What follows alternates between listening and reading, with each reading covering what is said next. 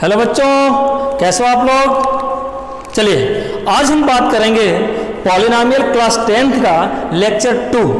Lecture first का कुछ चीज़ को मैं रिकॉल करा दूँ आपको फटाफट। जरा देखो, मैंने लिख रखा है पहले से।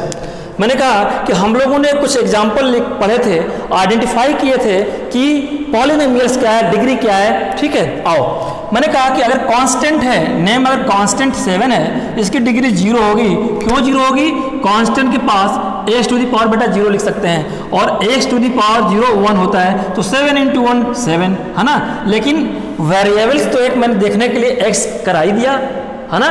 एक्सपोनेंट पहचानने के लिए कितना एक्सपोनेंट है, इसका 0 है, पावर कितना 0 है। ठीक है, चलिए तो मैंने कांस्टेंट में ऐसा हो गया, लिनियर में ऐसा हुआ, यहाँ पे 1 डिग्री और यहाँ पे x टू दी 0, यानी कि x पे 1 पावर x पे 0 पावर। कौन बड़ा है इसमें? एक्सपोनेंट कौन बड़ा है, कौन पावर बड़ा है? 1, इसलिए डिग्री इसकी 1। लिनियर में ऐसे होता है। क्वाड्रेटिक इक्वेशन ऐसे होता है, यहाँ पावर 1 है, यहाँ पे x टू दी पावर 0 है, 2 1 0। कौन बड़ा पावर है? ये 2, तो इसकी डिग्री 2, यानी क्वाड्रेटिक इक्वेशन में डिग्री 2 होती है। क्यूबिक में आप देखो, यहाँ पे 2 पावर है वेरिएबल्स पे, यहाँ पे 3 है। हाईएस्ट कितना पावर है? 3, डिग्री 3। बाई क्वाड्रेटिक जिसका 4 टर्म्स होता है, पावर 4th, और इसको क्वाड्रेटिक भी बोलते हैं। क्वाड्रेटिक मैंने लिखा ऑब्लिक बाई क्वाड्रेटिक, दोनों एक ही बात है। यहाँ पे 1 पावर है, यहाँ पे x टू दी पावर 0 है, 4 1 0। कौन बड़ा सा है? 4, डिग्री 4। अब जरा ग्राफ पे नजर डालो।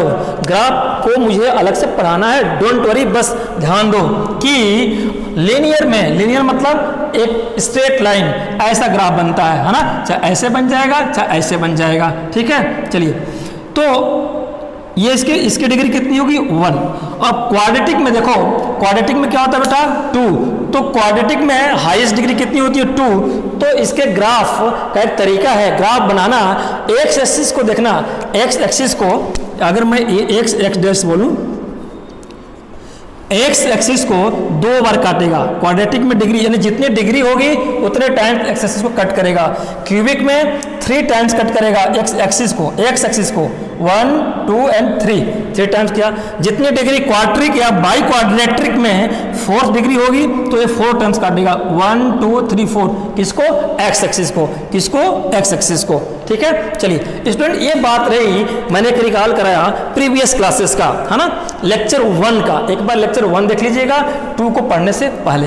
आइए जो मुझे पढ़ाना है अब उसकी बात करते हैं, और बहुत ही इंटरेस्टेड है स्टूडेंट्स, मेरा कमिटमेंट है आप इंजॉय करोगे, और एक बहुत टिपिकल चीज इसमें आएगी जिसको मैं इतना इजी बनाऊंगा, इतना इजी, फिर कहोगे सर ये तो हम अपने से पढ़ लिए होते हैं। ठीक है, आओ देखो हमें क्या पढ़ाना है, जरा कुछ टर्म्स को देखते हैं। Before going to touch the heart of this lecture you have to study some terminology. हमें 2 टर्म को पढ़ना बहुत जरूरी है। यहाँ पे क्या कुछ लीडिंग वर्ड आएगा और एक जो इंपॉर्टेंट आएगा जीरोज, जीरो नहीं जीरोज, जीरोज पे बाद में आते हैं, पहले एक छोटा सा जरा कंसेप्ट देख लो। मैंने कहा कि एक एग्जांपल है 5x², कोई ले लो, 4x मैंने लिया और 7 लिया। ठीक है बेटा, एक ध्यान देना, इसके आगे मैंने कुछ नहीं लिखा, तो ये क्या हो गया? पॉलिनॉमियल कहलाएगा। ठीक है, ये क्या कहलाएगा? पॉलिनॉमियल इक्वेशन, सॉरी इक्वेशन नहीं, पॉलिनॉमियल एक्सप्रेशन। लेकिन मैं इसके आगे अगर ऐसे लिख दूं 0, तो ये इक्वेशन कहलाएगा। ठीक है, पॉलिनॉमियल इक्वेशन कहलाएगा। ये पॉलिनॉमियल था और ये अब इक्वेशन कहलाएगा, पॉलिनॉमियल इक्वेशन कहलाएगा। 0 मैंने लिख दिया, तो अब इसके डिस्कस नहीं करना है, मैंने बता दिया। चलिए, मैंने कहा कि किसी फोर्स में एक कमांडर होता है जिसको मैनेजमेंट की लैंग्वेज में लीडर बोलते हैं। उसका रोल क्या है? To lead the troops, to lead the platoon, battalion. ठीक है, तो वो सबसे फ्रंट पे रहता है। इक्वेशन में सबसे फ्रंट पे कौन है? इक्वेशन में अगर मैं टर्म की बात करूं बेटा, टर्म की, तो एक ये टर्म हो गया, एक ये भी एक टर्म है। x पे 0 कर दो, 7, x पे 0 1, 7 इंटू 1 7, बात 7 ही हो जाएगी, लेकिन एक एक्सप्रेशन वेरिएबल के शेप में आ जाएगा, है ना। तो मैंने कहा कि ये 3 टर्म है। ठीक है, first term, second term and third term. ठीक है, चलिए तो जो फर्स्ट टर्म है इसको मैंने बोला, क्या इसका नाम दिया हमने? Leading term. इसको बोल सकते हो लीडिंग, ये लीडिंग टर्म है, इसका कोई मतलब नहीं है, और ये कांस्टेंट है ना, ये कांस्टेंट है। बड़ा दिमाग से रखना। मैंने बेटा बोला कि ये लीडिंग टर्म्स है क्योंकि ये लीड कर रहा फर्स्ट है, तो जो लीडिंग टर्म्स का, अगर मैं कहूँ कि लीडिंग टर्म्स का जो कोफिशिएंट होगा, लीडिंग टर्म्स का जो कोफिशिएंट होगा वो क्या कहलाएगा बेटा? लीडिंग टर्म का जो कोफिशिएंट हो गया, ये कौन सा कोफिशिएंट कहलाएगा? Leading coefficient. क्या बोलेंगे? Leading coefficient, leading coefficient. तो इसमें लीडिंग कोफिशिएंट कितना है? 5। एक टर्म है बताना था, ये कहीं ना कहीं आएगा, और ये तो कांस्टेंट है, और ये कांस्टेंट अपना आपका 7 है। कोई दिक्कत नहीं। चलिए, कहोगे सर क्या बता रहे हैं आप फालतू का? बेटा फालतू का नहीं, बस थोड़ा सा धैर्य रखो, देखो ये आएगा अभी, और बहुत ही मज़ेदार सिचुएशन लेके आएगा। आइए अब आते हैं जरा हम टॉपिक पे, ठीक है। चलिए, मैंने कहा कि जो मुझे आज डिस्कस करना था उस डिस्कशन में, आज के लेक्चर में, आज की बारात का दूल्हा कौन सा है? जीरो नहीं बेटा, ध्यान देना, जीरो की बात नहीं मैं कर रहा हूँ, मैं बात कर रहा हूँ जीरोज की। हम इसकी बात करेंगे। आज का टॉपिक का हार्ट जीरोज है, सारा फोकस इन्हीं पे रहेगा, ठीक है। आइए तो जरा इनको डिफाइन करने की कोशिश करते हैं कि जीरोज हैं क्या। डिफाइन करने से पहले मैं एक सिचुएशन लेता हूं, ठीक। अभी जरा डार्क में रखूंगा। अब देखो जीरोज क्या है, समझो कि किसी इक्वेशन का मैं कह दूं कि द पॉइंट एट विच मैं कहूं the point where the polynomial becomes zero. मैंने कहा कि द पॉइंट वेयर, अभी देखो एग्जांपल लूंगा, क्लियर हो जाएगा। The point where a polynomial लिखते चलिए बिकम्स जीरो। फिर समझिए मैंने क्या लिखा? Becomes zero. हम डिफाइन क्या कर रहे हैं? जीरोज को है, और ये जीरो यानी कि the point where a polynomial become zero on the whole. ये क्या मैंने लिखा? On the whole. अब आओ मजेदार सिचुएशन।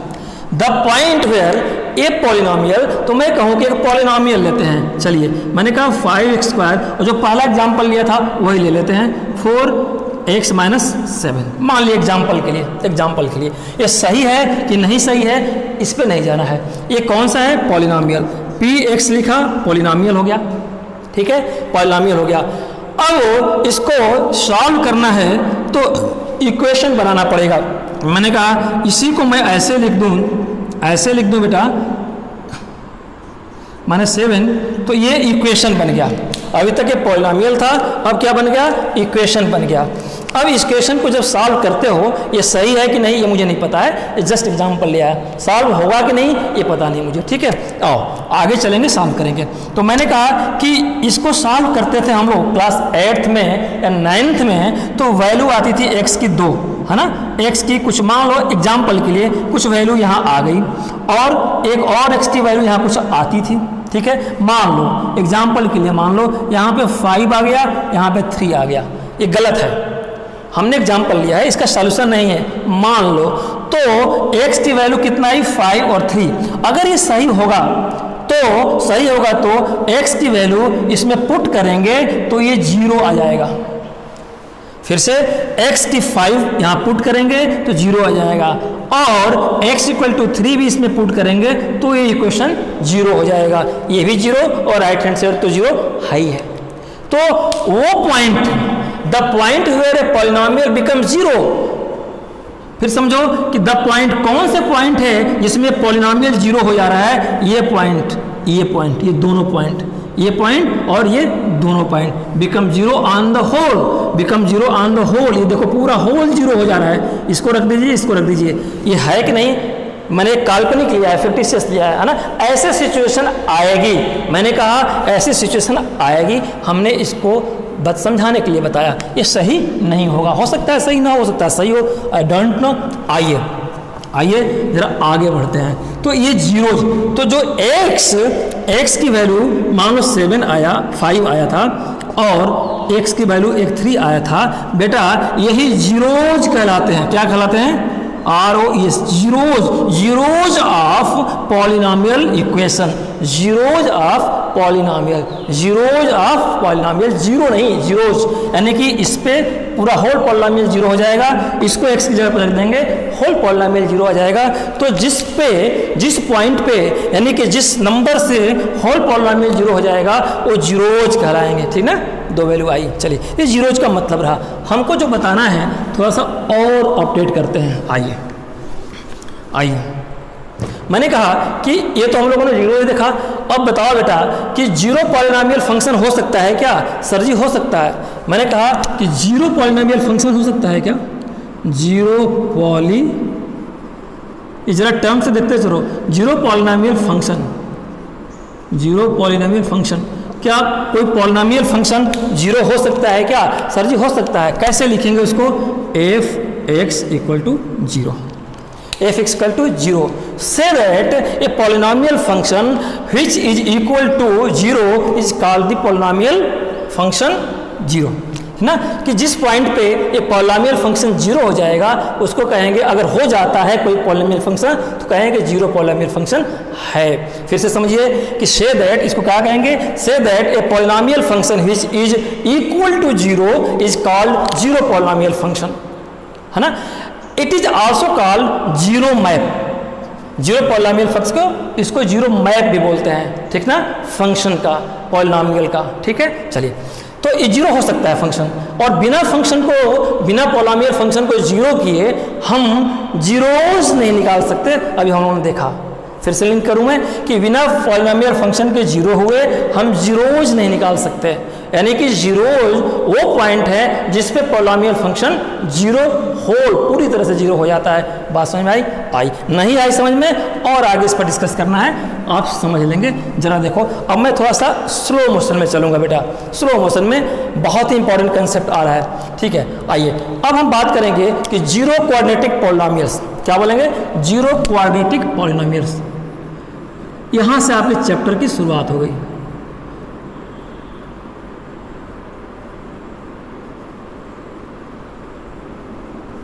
मैं ठीक चल रहा हूं? किसी को समझने में दिक्कत?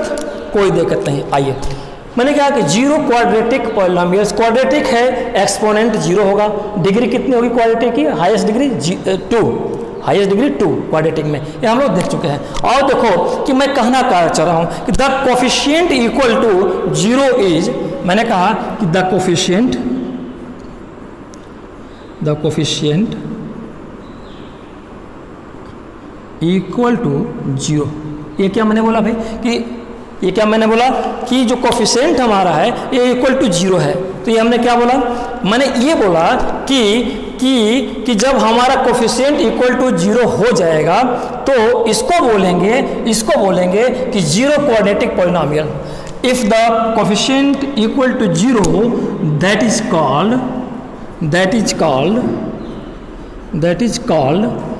कॉल्ड जीरो, या that is known as zero quadratic. समझ में आ रही बात भाई? क्यों जोर से? पॉलिनोमियल, ये तो मतलब हुआ, ठीक ना, ये तो मतलब हुआ, ये हमने बताया। अब इनका हार्ट को टच करेंगे, उससे पहले जानना जरूरी था। आइए अब हम चलते हैं एक मैथमेटिकल एक्सप्रेशन लेने जिससे पूरे चैप्टर हमारा घूमेगा। आइए, मैंने कहा कि एक फंक्शन ले लो, मैंने कहा कि पॉलिनोमियल px का जो अलजेब्रिक यानी जिसको जनरल टर्म बोलते हैं, जनरल टर्म क्या होता है बेटा? ax² + bx + c, ठीक ना, c × x⁴ भी कर सकते हो, कोई दिक्कत नहीं है। ये अलजेब्रिक टर्म्स है किसका? पॉलिनोमियल का। क्यों पॉलिनोमियल? क्योंकि हाईएस्ट डिग्री देखो यहाँ 1 है, यहाँ 0 है, तो 2 है।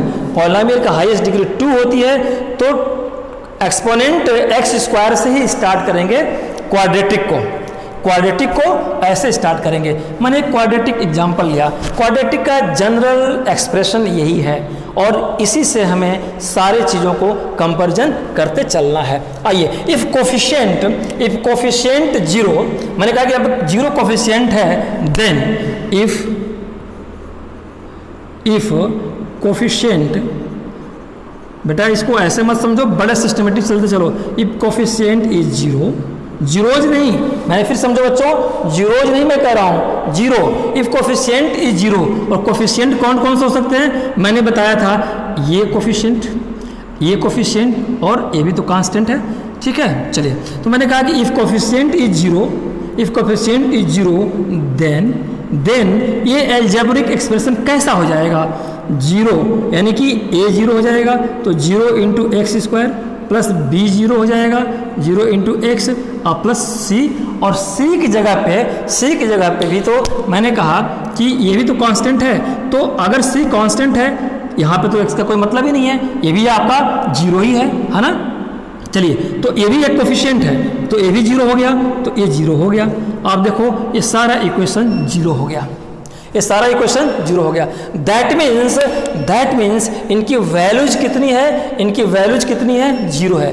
किसका, इस पॉलिनोमियल एक्सप्रेशन का वैल्यूज देखो ये वर्ड आएगा, ये सिर्फ मैं टर्म को एक्सप्लेन कर रहा हूँ बेटा, अभी थोड़ी देर बाद ये पूरी कहानी शुरू हो जाएगी।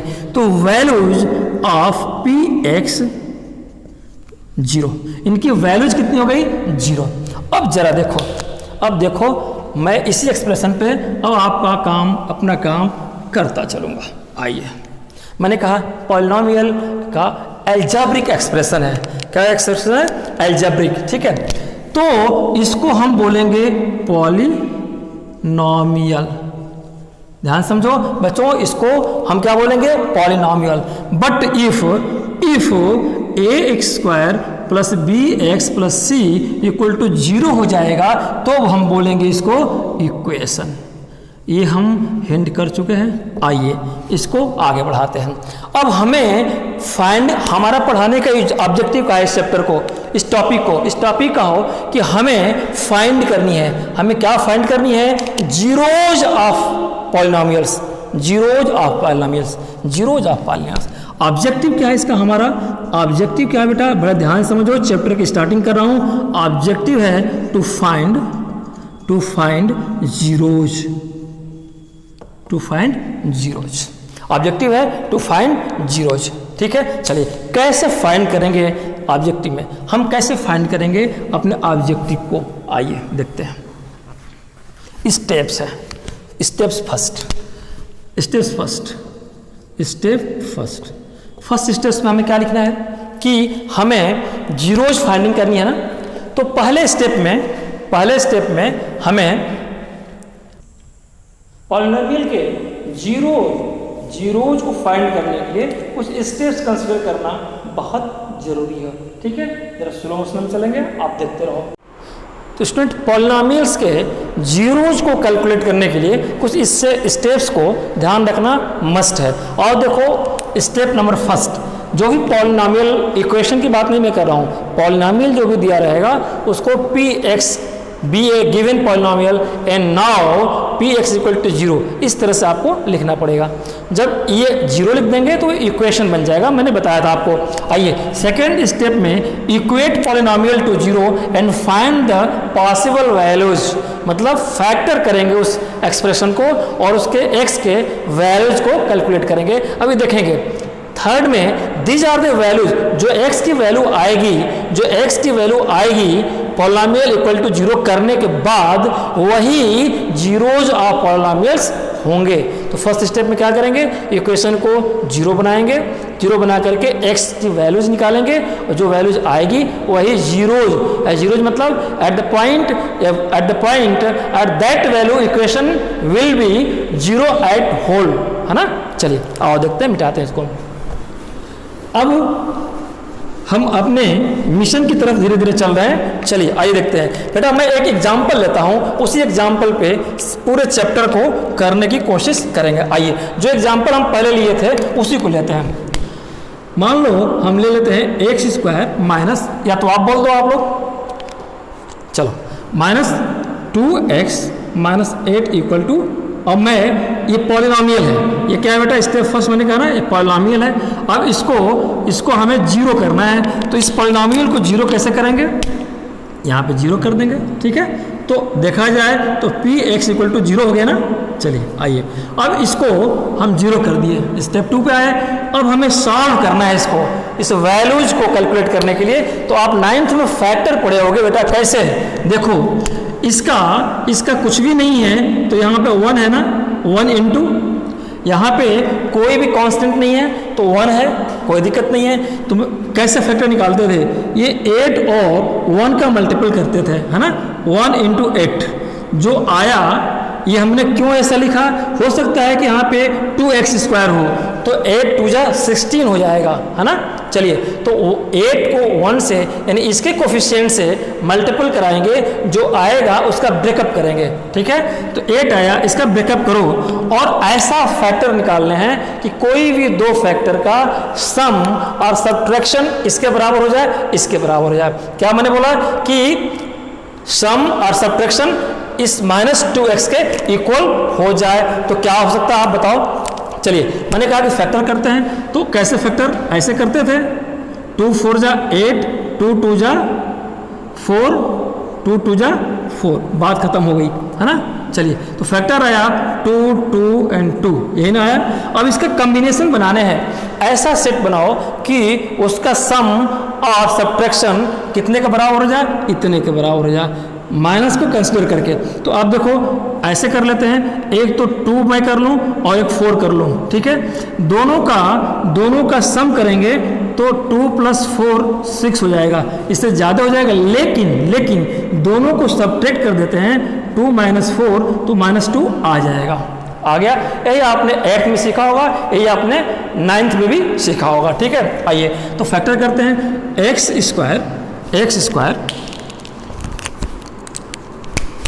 साफ लिखते हैं, x² माइनस क्या, -4x -4x है ना, तो मैंने -4x लिखा, और +2x है तो 2x लिखा, -8 = 0। अब कुछ लड़के कंफ्यूज करेंगे कि सर आपने 4 क्यों लिखा, कोई बात नहीं भाई, तुम यही लिख दो। क्या करना है, मान लो आप लिख दोगे x² + 2x -4x और -8, क्या हो गई, बात तो एक ही हो गई। आप देखो ना, बात तो एक ही हो गई, ये भी अपने साइन के साथ है, ये भी है, और ये भी अपने साइन के साथ है, कोई दिक्कत नहीं है। फिर से इसका फैक्टर करेंगे, फैक्टर करने में हम एक ऐसे पेयर बनाएंगे जिसका सम और सब्ट्रैक्शन इसके इक्वल हो जाए। इक्वल मतलब किसके, पूरे साइन सहित -4x के, है ना। तो हमने देखा 2 लेंगे और एक 4 ले लेंगे, देखो आप, और कोई कॉम्बिनेशन नहीं बनेगा, 2 लिया हमने 4 लिया, दोनों को प्लस करेंगे 6 आ जाएगा, ये नहीं होगा। लेकिन दोनों का सब्ट्रैक्शन -2 यानी कि हाँ -2 आ जाएगा, इसकी बात करें ना, -2 आ जाएगा, तो आ गया, ठीक है। अब क्वेश्चन हुआ कि मैंने लिख दिया x² -4x पहले लिया और +2x बाद में लिया, तो कहोगे कि सर क्या ऐसा पैटर्न है, नहीं, आप ऐसे ले लो, x² +2x, साइन इसका प्लस है, कुछ नहीं है तो साइन प्लस है, +2x फिर -4x, बात तो एक ही हुई, है ना। चलिए, कोई बात नहीं है, कोई अंतर नहीं है, मैंने दोनों बता दिया कि एग्जाम में आप कंफ्यूज न होइए, ठीक है।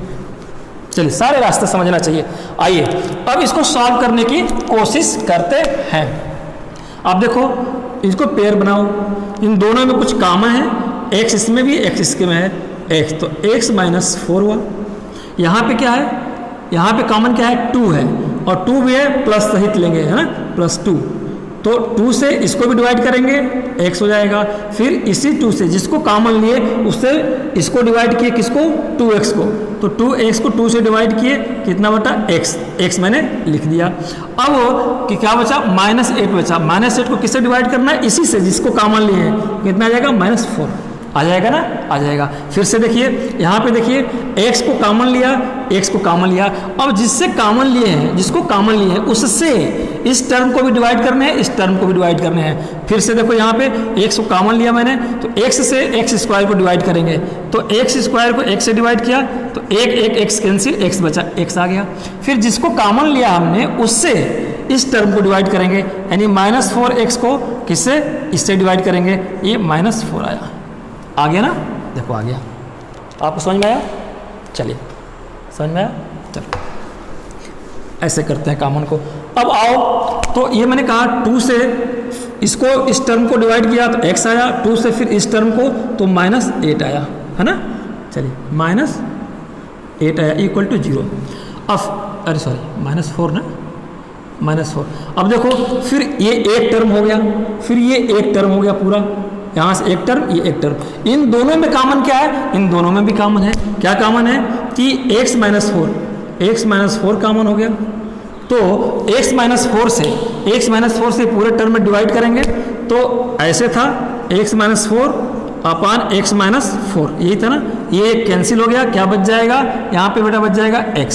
देखो ये x आ गया, ठीक है। अब इसको जो कॉमन लिए हैं इससे इस पूरे टर्म में डिवाइड करेंगे तो ये कैंसिल हो जाएगा, क्या बचेगा? +2 रह जाएगा, है ना, इक्वल टू 0। बात समझ में आई? आइए जो फैक्टर ना जानते हो यहाँ पे सीख ले। ये आया, ठीक है। अब ये दोनों आए, ये दोनों क्या हैं ये अभी मैं डिस्कस नहीं करूंगा। ये दोनों क्या हैं अभी ये डिस्कस नहीं करूंगा, इसका अभी चांस आएगा। अभी इसको जरा संभाले रखो बेटा। अब इसमें क्या करते थे 9th और 8th में कि x माइनस, अगर ये 0 है, ये 0 है तो इसके भी 0 होगा और इसके भी 0 होगा। अब फिर समझो ये 0 है ना, ये बीच में कुछ नहीं है, मल्टीपल है, तो मल्टीपल है तो या तो ये टर्म 0 होगा तो 0 इंटू ये 0, या पूरा ये टर्म भी 0 हो जाएगा तो 0 इंटू ये टर्म 0। पहले मानते हैं कि x माइनस, पहले मैं मानूं, ये मार्क कर लेते हैं, x माइनस 4 इक्वल टू 0, ये मान लिया मैंने। तो x इक्वल टू कितना आया? ये माइनस से साइड चेंज करेगा तो यहाँ प्लस हो जाएगा। आइए फिर अब मानते हैं कि अब ये मान लें कि ये 0 था, ये 0 था और 0 से इससे मल्टीपल आया तो 0 आया। तो अब इसको 0 मान लिया आपने, फिर अब इसको 0 मानिए, x plus 2 equal to 0।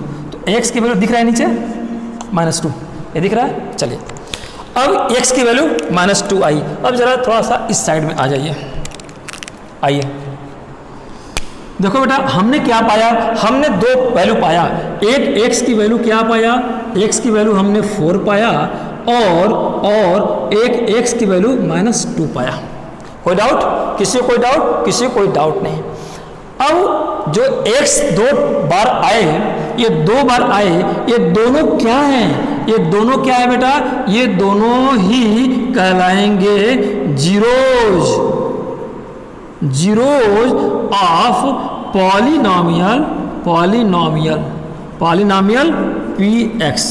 Polynomial px। इसका मतलब क्या निकला? मैंने जीरोज की डेफिनेशन बताई थी कि जीरोज कौन सा है? A point at which this equation will be 0 at whole. 0 at whole मतलब कि इसकी वैल्यू 4 इसमें रख देंगे तो पूरा 0 हो जाएगा। आप देख लो, प्रूफ देख लो भाई। x square minus 2x minus 8 equal to 0। ठीक, x को रखो, एक बार 4 रखो तो 4 का square minus 2 into 4 minus 8 equal to 0। Right side 0 है, लेफ्ट को देखो 16 हुआ, -16 माइनस 8 इक्वल टू 0। कितना हुआ? तो देखो 4 स्क्वायर 16 और 4 2 या 8 और -8। अब इसको सॉल्व करो, देखो 16 माइनस 8 माइनस 16 इक्वल टू 0। देखो 16 माइनस 16 0। दोनों left hand side equal to right hand side, दोनों 0 हो गया ना। ठीक है, तो ये वैल्यूज है किसका? पॉलिनोमियल दिस का। ठीक है ना, पॉलिनोमियल दिस का। अब x की वैल्यू -0 रख दो, ये भी देख लो सॉल्व करके। x की वैल्यू -0 रखो तो x स्क्वायर पे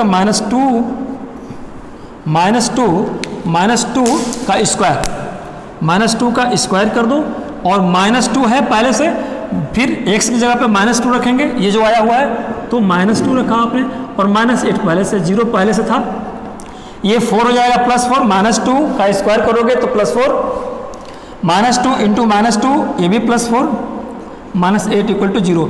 आप देखो 4 4 8 -8 इक्वल टू 0, ये भी 0 और ये भी 0, लेफ्ट हैंड साइड 0 0। मतलब कि जो दो इसके जीरोज आए हैं, दो वैल्यूज x के 4 और x का -2 है, इसका क्या सेंस है? इसका सेंस है कि इन दोनों इन दोनों पॉइंट पे इंडिविजुअली दोनों पॉइंट पे इस पॉलिनॉमियल की वैल्यू कितनी हो जाएगी? 0 हो जाएगी। जीरोज नहीं, 0। तो जिस वजह से 0 हुई, जिस पॉइंट पे 0 हुई, फिर से जिस पॉइंट पे 0 हुई वो पॉइंट कौन कौन से हैं? 4 और -2। तो at this point value of polynomial is 0 is called zeros of polynomial px। बात समझ आई? तो ये जो दोनों वैल्यू क्या कहलाएंगे? जीरोज कहलाएंगे। यही जीरोज था जो मैंने पहले टर्मिनोलॉजी को डिफाइन किया था। बात समझ आई बेटा? तो ये क्या निकले? जीरोज। अब आओ थोड़ा सा आगे बढ़ते हैं। इसको मिटाऊंगा नहीं, अभी थोड़ा सा मिटाता हूं बेटा। ये क्या कहला है? Zeros.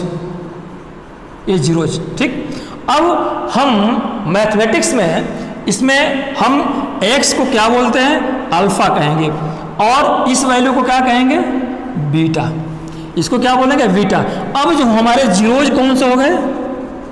Zeros alpha and beta, ठीक। इसको हम अल्फा कहेंगे और इसको बीटा। तो जीरोज हमारे ये 4 2 थे, तो अब नाम बदला मैंने अल्फा बीटा, तो जीरोज अब अल्फा एंड बीटा, यानी कि अल्फा कितना हो गया? 4 और बीटा कितना हो गया? -2। बात समझ में आई? बात समझ में आ गई? बात समझ में आई? समझ में आ गई। अब देखो क्लाइमेक्स यहाँ से स्टार्ट हो जाएगा बेटा, ठीक है। आओ यहाँ तक किसी को डाउट? और लोगों किसी को डाउट? किसी को डाउट नहीं। चलिए हमें अब करना क्या है? हमें अब ये देखना है कि सम ऑफ, हमें देखना है कि sum of alpha and beta and product of alpha and beta. फिर से sum of alpha and beta and product of alpha and beta ये क्या होते हैं? फिर से अल्फा एंड बीटा को मैंने जीरोज बोला, तो क्या मैं कह सकता हूं कि sum of zeros and product of zeros कितने आएंगे? कह सकता हूं मैं sum of zeros and product of zeros कितने आएंगे? ठीक है। चलिए तो जरा आते हैं इधर, आइए देखो मैंने कहा कि यहां से यहां आते हैं, तो sum of zeros, sum of zeros, zero नहीं जीरोज, सम ऑफ जीरोज क्या होगा? Alpha plus beta. अल्फा कितना है बेटा आपका? अल्फा कितना है? 4, और बीटा कितना है? -2। कितना आया? 2। कितना आया? 2 आया। आइए फिर अब प्रोडक्ट ऑफ जीरोज देखते हैं। Product of zeros, product of zeros यानी कि अल्फा इंटू बीटा। अल्फा कितना था आपका? ये 4 एंड और बीटा -2 यानी कि -8। ये दिख रहा है इधर? इधर दिख रहा है? ये दिख रहा ना? चलिए -8। सम ऑफ जीरोज पूछता है तो ऐसे निकालेंगे, प्रोडक्ट ऑफ जीरोज -8 ऐसे निकालेंगे। बेटा इसका मतलब क्या हुआ? इन दोनों का मतलब क्या निकला? अब जरा समझो वेरिफिकेशन से, ठीक है। जरा वेरिफिकेशन करते हैं कि इस वेरिफिकेशन को कैसे हम सॉल्व करेंगे। आइए मैं अब एक इक्वेशन लिख लेता हूं, जिस इक्वेशन पर हम लोगों ने सॉल्यूशन दिया था। Px इक्वल टू क्या था? बता दीजिए फटाफट। x² -2x - 8 इक्वल टू 0, यही था ना? आइए वेरिफिकेशन करते हैं। लिखेंगे वेरिफिकेशन, ठीक है। थोड़ा मैं स्लो चलो। जनरल इक्वेशन ऑफ पॉलिनॉमियल बेटा क्या मैंने बताया था? फिर से जनरल इक्वेशन ऑफ पॉलिनॉमियल क्या बताया था मैंने यही तो बताया था, ax² plus bx plus c। मैंने क्या बताया था? ax² plus bx plus c। कोई डाउट? कोई डाउट नहीं। अगर मैं यहाँ से कहूँ कि जो मेरा इक्वेशन था, ये क्या था equation? x² -2x - 8 equal to 0, यही था ना? अब इसको इक्वेशन बना लें। बेटा जरा कंपेयर करो। यहाँ पे कुछ नहीं है तो 1 का मल्टीपल है, कुछ नहीं तो 1 का मल्टीपल मैं बता चुका हूँ। अब दोनों को कंपेयर करो। क्या कहा मैंने बेटा? कंपेयर करो। कंपेयर करने पे गॉट, कंपेयर किया तो गॉट क्या पाया कि जो a है हमारा, a यानी कि x² का कोफिशिएंट, यानी मैं कहूँ x² का कोफिशिएंट क्या था? a था, तो इसकी वैल्यू कितनी थी? 1। देखो है ना, ये 1, और b कोफिशिएंट था पॉलिनोमियल में, वेरिएबल x का यहाँ कोफिशिएंट कितना था, v था। तो इसी के सिमिलर ये है, यानी कि मैं ये कहूँ b = -2, और इसके सिमिलर देखो, इसके कौन सा है, c = -8। कोई डाउट किसी को? कोई डाउट नहीं। हमने क्या पाया, a = 1, b = -2 और c = -8। मैं कोई फास्ट तो नहीं हूँ। चलिए अब मैं वेरीफाई करता हूँ जो सम को और प्रोडक्ट को। चलिए इसकी वैल्यू निकाला मैंने। ये ऐसा क्यों कर रहे हैं अभी आगे समझ में आएगा। चलिए तो मैंने कहा कि भाई देखो, और सम ऑफ वैल्यूज जरा करके देखते हैं, ठीक ना। क्या मैं करूँगा कि एक्सप्रेशन में जो सम ऑफ जीरोज करते हैं, इसमें ये दिख रहा है नीचे जीरो, जहाँ नहीं दिखेगा बताना आप लोग, RES। तो सम ऑफ जीरोज कितना है बेटा, अल्फा प्लस बीटा, यही आया था ना। सम ऑफ जीरो क्या आया था, अल्फा प्लस बीटा। तो alpha plus beta = -b upon a। ये कैसे आया अभी मत सोचो, यही तो इस क्लास का रहस्य है।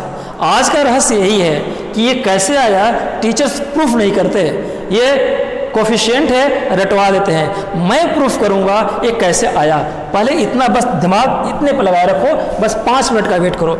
मैंने कहा कि सम ऑफ जीरोज ऐसे निकालते हैं, अल्फा प्लस बीटा, यही सम ऑफ जीरोज था ना, यही हमारे जीरोज थे। तो सम ऑफ जीरोज हमारा अल्फा प्लस बीटा कहा। ये कितने के इक्वल होता है, ये कोफिशिएंट -b अपान a के। अब चलो -b की वैल्यू रखो, माइनस पहले से है बेटा, और -b कितना है, -2 डिवाइडेड बाई a कितना, 1 दिख रहा है नीचे दिख रहा है। चलिए तो ये माइनस ब्रैकेट ओपन करोगे तो प्लस हो जाएगा, तो कितना आएगा बेटा, 2/1 = 2। ठीक है, तो sum of zeros, sum of alpha beta, ये किसका नाम था, जो x 2 वैल्यूज आई थी उनका, तो जीरोज मैंने बोला। तो सम ऑफ जीरोज कितना आया, 2 आया ना। तो बेटा देखो सम ऑफ जीरोज यहाँ पे कितना आया है, 2 आया है। वेरिफिकेशन हो गया, आया ना। ये 2 कैसे आया, अब ये मैं कर क्या रहा हूँ, कहो कि सर ये हो क्या रहा है। अभी 5 मिनट वेट कर लो, पता चल जाएगा आपको कि हो क्या रहा है, मैं क्यों ऐसे लेके चल रहा हूँ। चलिए, और मैंने कहा प्रोडक्ट ऑफ जीरोज, मैं इसको मिटा दूंगा कि बात समझ में आ गई है। आइए जरा देखते हैं कि product of zeros, sum of zeros देखा आपने, जीरो नहीं, फिर से प्रोडक्ट ऑफ जीरोज, तो अल्फा इंटू बीटा, ये आता है कांस्टेंट c अपान a। ये फार्मूला है, ये कैसे आया मैं बताऊंगा कि कैसे आएगा। ठीक है, तो product of zeros c upon a होता है। c की वैल्यू कितना निकाला था बेटा, -8। a की वैल्यू कितना निकाला था, 1। कितना आया, -8।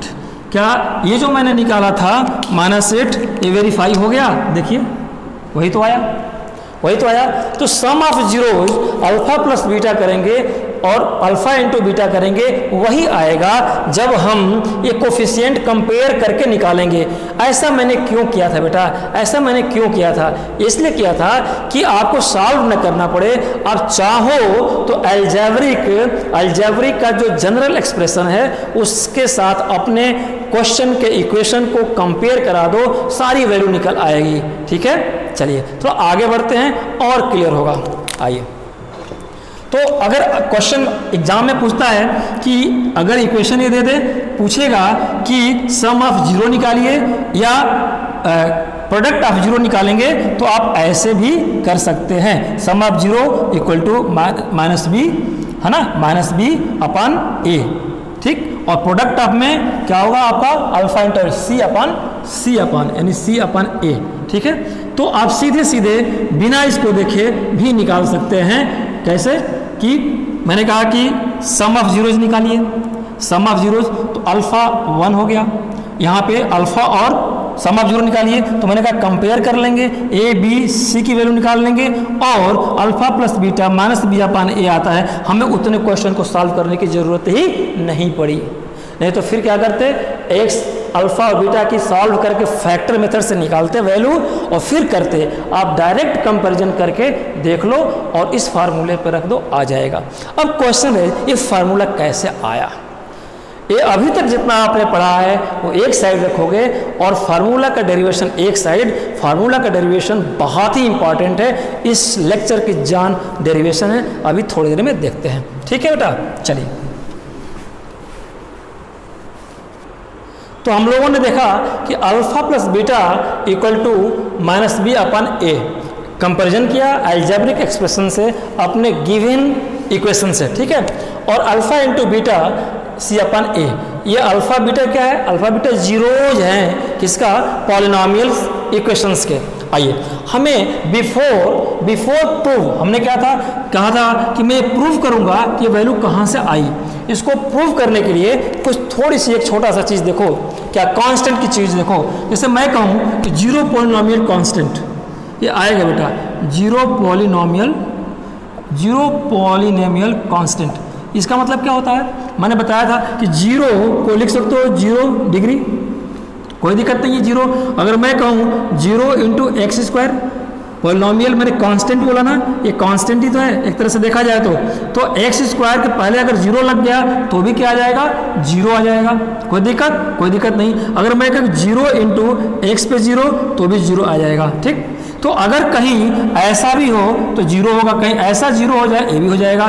तो जीरो पॉलिनोमियल कांस्टेंट होते हैं, जीरो पॉलिनोमियल कांस्टेंट हो सकता है ना। चलिए, इसको दिमाग में रखिएगा, एक जगह एप्लीकेशन आएगा इसका। आइए, तो अब हम बात करते हैं कि अल्फा प्लस बीटा और अल्फा इंटू बीटा कैसे आए। तो एक रिलेशन बनता है कि relation between zeros and coefficient of quadratic polynomial. क्या लिखेंगे हेडिंग? रिलेशन बिटवीन, लिखो रिलेशन बिटवीन क्या? जीरोज एंड कोफिशिएंट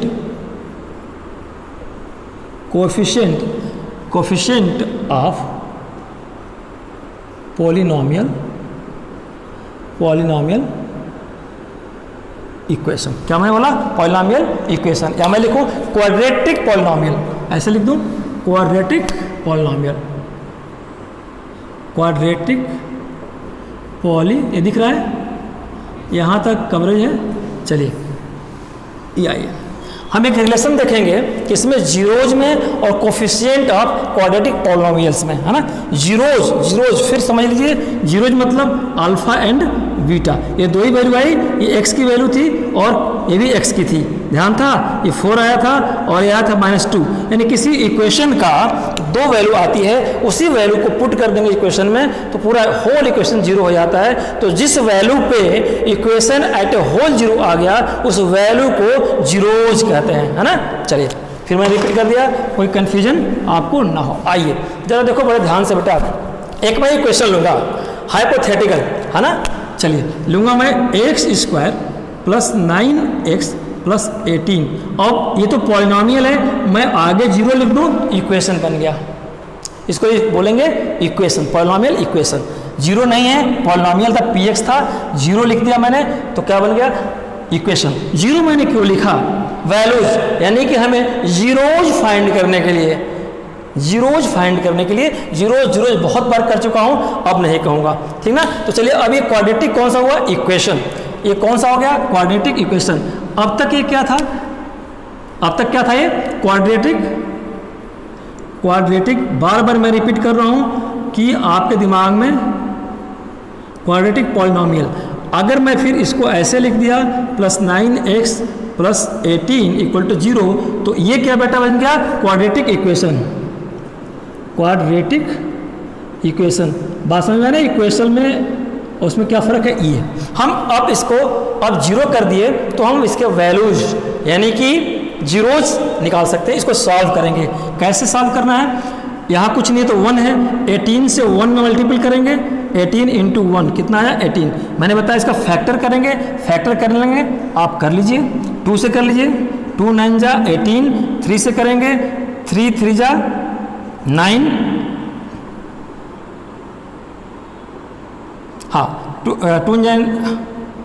18, ठीक है ना, 18, ठीक है। और फिर ये आया 3 3 जा 9, 3 से कर देंगे, ये 1 हो जाएगा। फैक्टर कितना है इसका? 2 इंटू 3 इंटू 3, यही आया ना। चलिए, अब हमें फैक्टर कर लिया। फैक्टर मैंने क्यों किया है और क्यों? क्योंकि हमें इसको स्प्लिट करना है, इसको दो टुकड़े में करना है। फैक्टर का मेथड है, आपने 8th में 9th में ही पढ़ा होगा। तो इसको हमें स्प्लिट करना है। स्प्लिट करने के बाद हमने फैक्टर निकाला।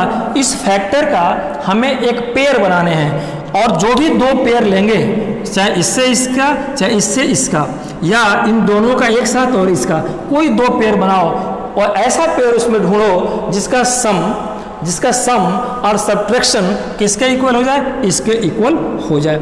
आप देखिए मैंने कहा कि इसका अगर बनाते हो 6 हो जाएगा और एक ये रह जाएगा, तो कितना हो जाएगा, ये 3। तो 6 में 3 ऐड कर दोगे 9, देखो पहले ही मिल गया। इन दोनों को 6 + 3 कर देंगे तो 9, यानी कि 6x + 3x = 9x। ये टूट गया ना, ये टूट गया। और क्यों प्लस प्लस ही मैंने लिखा, क्योंकि सारे जगह इसमें प्लस ही प्लस है। ठीक है, आइए तो अब हम इसको स्प्लिट कर लिए। कोई इसमें डाउट फिर से देखो, इसका फैक्टर निकालेंगे, यहाँ इसका और इसका जो कोफिशिएंट होगा, लीडिंग कोफिशिएंट मल्टीपल कर लो, जो आएगा उसका फैक्टर कर देंगे। फैक्टर में कोई दो ऐसा पेयर बनाएंगे, दो ऐसा नंबर लेंगे, कोई भी दो किसी भी तरह से मिला करके दो जिसका सम और सब्ट्रैक्शन इतने के इक्वल आ जाए, ये स्प्लिट हो जाए दो पार्ट में ना। तो एक 6 लिया मैंने और एक 3 लिया, ठीक ना। दोनों का सम 9 आ गया, तो सब्ट्रैक्शन की जरूरत नहीं है। दोनों का डिफरेंस निकाल दोगे तो 3 हो जाएगा। हमें तो 9 चाहिए ना, इसलिए हमने सम लिया। ये बात समझ में आ गई। चलिए सर जी, तो अब क्या करना है, बस प्लस 6x + 3x + 18 = 0। बेटा यहाँ पे पेयर बनाया, कॉमन लिया, जिसको कॉमन लेते हो उससे इस टर्म में डिवाइड करोगे। x से x² में एक x कैंसिल होकर एक x रह जाएगा। इस x से इसमें डिवाइड करोगे तो x और x कैंसिल हो जाएगा। मैं बता चुका हूँ पिछली बार, 6 हो जाएगा। प्लस यहाँ पे क्या कॉमन है, 3। और ये ध्यान रखना 3 को, है ना, इस तरह के टर्म्स को आगे उस पर एक कंसेप्ट है। अब इस 3 से इस टर्म्स को डिवाइड करिए, 3 3 कैंसिल, x बच जाएगा। फिर इस 3 से इस टर्म को डिवाइड करिए तो 3 6 हो जाएगा = 0। फिर देखो इसमें और इसमें 2 हो गए ग्रुप। इसमें दोनों में क्या कॉमन है, x + 6। आपको समझ में आ रही बात, ठीक है। एक ये कॉमन हो गया। अब इससे इस टर्म में डिवाइड करो तो ये पूरा कैंसिल, क्या बच जाएगा, x। और इससे अब इसमें डिवाइड करो, ये पूरा और ये पूरा कैंसिल, क्या बच जाएगा, +3, ठीक ना। आइए 0। अब यहाँ देखो, यहीं पर लगे चुप करते हैं। बेटा ये 0 है ना, ऐसे मैं समझाऊं, ये 0 है तो इसमें से बीच में क्या है, कुछ नहीं है, तो मल्टीपल है। तो मैं कहूँ कि इस स्टेप में है ना, अगर जरा समझाने के लिए मैं लिखता हूँ, ये ऐसे है x + 3 = 0। ये 0 क्यों हुआ होगा बेटा, चाहे इसमें से कोई एक 0 रहा होगा, ये तो 0 × 0 0, या ये वाला टर्म 0 रहा होगा तो 0 × 0 0। तो हम किसी एक को तो मानेंगे नहीं भाई, दोनों ऑप्शन है तो दोनों ऑप्शन को देखते हैं, ठीक ना। चलिए, तो मैंने कहा कि इसको देखते हैं पहले, कि मान लो कि ये 0 है, ठीक, अरे सॉरी ये 0 है, तो x + 6 = 0 रहा होगा। तो x की वैल्यू कितना है, -6, ठीक है। ये नीचे दिख रहा है ना, दिख रहा है, नहीं दिख रहा है तो यहाँ देख लो। फिर x + 3 = 0, मान लिया कि ये 0 रहा होगा, तो x = ये प्लस इधर जाएगा तो -3। क्या है आपके पास दो वैल्यू, x पे -6 और x का -3। क्या आया, x का -6 और x का -3। बेटा ये अब इस तरह से आया, x = -6 और x = -3। ये क्या है, यही आपके जीरोज है। ये दिख रहा है, यहाँ तक दिखा आपको, दिख रहा है, यही जीरोज है। क्यों जीरोज है, डेफिनेशन को याद करिए कि ये point at which given equation is 0। तो इस पॉइंट को इसमें रख देंगे -6 को, तो ये पूरा 0 आ जाएगा। या फिर x = -3 इस इक्वेशन में रख देंगे तो ये पूरा इक्वेशन 0 हो जाएगा। तो जिस पॉइंट पे जिस नंबर से ये इक्वेशन 0 हो जाएगा, वो सारे नंबर इस पॉलिनोमियल या इस क्वाड्रेटिक पॉलिनोमियल इक्वेशन के जीरोज कहलाएंगे। इस इक्वेशंस के जीरोज कहलाएंगे, इस क्वाड्रेटिक इक्वेशन के जीरोज। मैं पूछूं कि what is the zeros of this quadratic equation, तो आप कहेंगे x equal to -6 and x equal to -3 both are zeros of this polynomial या दिस क्वाड्रेटिक इक्वेशन। बात समझ में आई? तो इसी को तो हम बताया था आपको कि इसको हम लोगों ने क्या देखा था कि अल्फा और बीटा, अल्फा का इसको बीटा का, दो पॉलिनोमियल का दो नाम दे दिया था हमने। तो अल्फा इक्वल टू -6 और बीटा इक्वल टू -3। ये बात सबको समझ में आ गई? ये बात सबको समझ में आ गई। चलिए, अब इतना समझ में आ गई, हमने जीरोज निकाल लिया। हमें क्या करना है बेटा, फैक्टर को सॉल्व करने के लिए हमें x की वैल्यू आनी चाहिए, 9x को स्प्लिट करना पड़ेगा। फिर से समझ लीजिए, हमने एक इक्वेशन लिया, उसको इक्वल टू 0 कर दिया, उसको उसके इस मिड टर्म को स्प्लिट किया, कैसे फैक्टर निकाला, इससे और इससे मल्टीपल करके इसके कोफिशिएंट से 18 आया, उसको हमने फैक्टर निकाला, उस फैक्टर से दो हमने ब्रेकअप लिए, ऐसा ब्रेकअप जिसका सम या जिसका सब्ट्रैक्शन इतने के बराबर आ जाए, तो सम तो इक्वल हो गया। तो हमने 6 और 3 को कर दिया, ये हमारा कॉमन आए, करते करते ये हमारे जीरोज आ गए, alpha equal to -6 and beta equal to -3। ये बात समझ में आ गई? चलिए, तो ये फैक्टर्स हैं जीरोज। आइए अब जरा देखो इसका, अब यहाँ से जरा एक एनालिसिस करना आपको इस चैप्टर में, और कुछ नहीं करना है इस आज के वीडियो में। अब देखो, और ध्यान से देखो बेटा, ये तो आपने ऐसे निकाला, जरा रिवर्स कहानी समझो। मैं कहूँ कि अगर ये वैल्यू दे दी जाए, मैं कहूँ बेटा कि अगर आपके पास x इक्वल टू -6 दिया हो, इसको भूल जाइए, ऐसे करके तो आपने x -6 निकाला, और मैं कहूँ कि x -6 दिया हो, x -6 दिया हो, तो क्या फैक्टर निकाल सकते हैं? क्या फैक्टर निकाल सकते हैं क्या? हाँ सर, हाँ, देखो यही तो टर्म पढ़ना था हमें, फैक्टर, जीरोज, ठीक ना? तो जीरोज देखा आपने, फैक्टर क्या देखेंगे? देखो बेटा, मैंने कहा कि इस पूरे इक्वेशन का दो ही फैक्टर है, ये तो जीरोज हैं, लेकिन फैक्टर्स किसको बोलेंगे? फैक्टर बेटा यही दोनों आपके फैक्टर हैं, फैक्टर यही दोनों है, ठीक है ना? फैक्टर, इसको क्या बोलेंगे? फैक्टर। अब मैं वर्ड यूज करूंगा जीरोज और फैक्टर, ठीक है? चलिए, मैंने कहा कि यही दो फैक्टर थे ना जो हमें जीरोज दिए, तो अगर मुझे जीरोज पता हो तो फैक्टर पता कर सकते हैं ना? कैसे? देखो, मैंने कहा कि x इक्वल टू 6 एक हमें जीरोज पता चला, या मैं कहूँ कि अल्फा इक्वल टू -6 हमें एक जीरोज पता चला है। सर जी फैक्टर बताओ, तो बेटा मैं कहूँगा कि कोई बात नहीं, इसका फैक्टर रहा होगा। वर्ड समझिए, मैंने कहा अगर ए जीरोज किसी इक्वेशन का हो तो इसका फैक्टर क्या रहा होगा कि ये आया होगा? क्या बेटा अल्फा प्लस 6 नहीं रहा होगा? अल्फा प्लस 6 इक्वल टू 0 रहा होगा, तभी तो अल्फा इक्वल टू -6 आया है। तो मैंने कहा कि अगर अल्फा इक्वल टू -6 है तो इसका फैक्टर क्या रहा होगा? तो इसका फैक्टर क्या रहा होगा? ये रहा होगा। यानी कि जीरोज से आप फैक्टर को फाइंड कर सकते हो बेटा, कर सकते हो। फिर से मैं कहूँ कि सर जी ये छोड़ो, x इक्वल टू, अगर कोई जीरो x इक्वल टू -3 हो, या मैं कह दूँ बीटा इक्वल टू -3 हो, बात तो एक ही है ना, ठीक है ना? तो चलिए आप x लेके करो, x इक्वल टू -3 है, तो सर ये जीरोज है, तो इसका फैक्टर क्या रहा होगा? पहले ये कब आया, बाद में ना, तो इसका फैक्टर ऐसे रहा होगा, x प्लस 3 इक्वल टू 0 रहा होगा, जिसका मैंने साइड चेंज करके ये लाया है।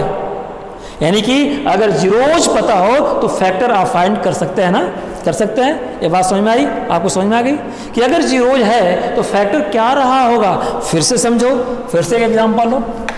चलिए, मैं कहूँ कि किसी इक्वेशन का x equal to x equal to 5 रहा।